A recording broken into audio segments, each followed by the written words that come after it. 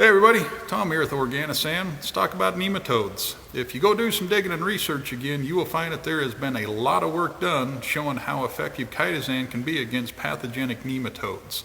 And I get this question asked quite frequently when dealing with our EPA registered nematicide product, our Nemasan here, as to how does this mode of action work. When we make the application on the soil, we become a food source for a group of organisms that they call chitosanolytic. All that means is these organisms produce an enzyme called chitinase. Chitinase is the enzyme nature uses to break down and recycle chitin and chitosan.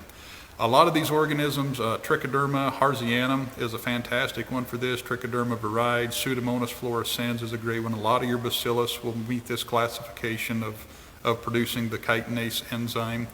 Your nematodes are going to have a chitin construction or a component to their construction somewhere there. They don't want to be around the chitinase anywhere at all. So first thing that's going to happen is a repulsion effect as the plant starts to assimilate this, and your plants will produce chitinase to some extent on their own. It is one of their self-defense mechanisms. Any nematode that does hang around in the root system is going to start to have a really bad day rather quickly as the enzyme will start to work on any of their chitin components that they have. We seem to be, the way this works seems to be more as a life cycle disruption or disruption in the life cycle.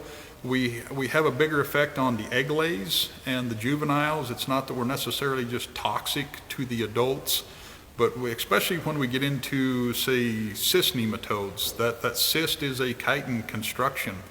It's completely different the way the egg lays and things work between root knot nematodes, for example, and cyst nematodes.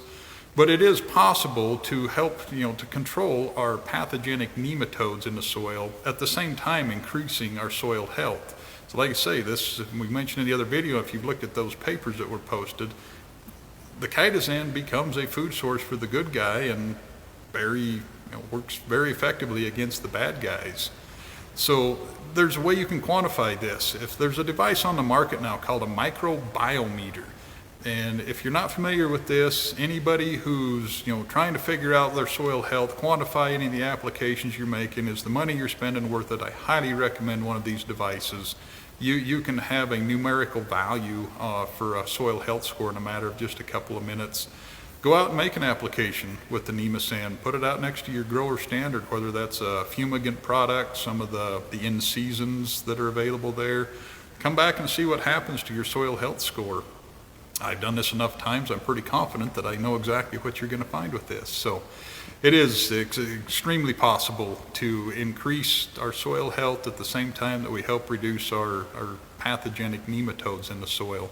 So if you've been hesitant to get into this, if you're a tuberous crop producer, potatoes, carrots, sugar beets, whatever, and you figure there's no point trying to put forth the time, effort, money, hassle, whatever it is to try to get a microbial population working in your favor, because you're coming back in a couple of years with a fumigant that's going to wipe out everything and you're going to have to start over, maybe this is where, take a look at this.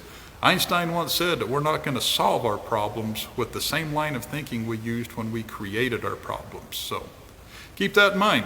Happy farming. See you later.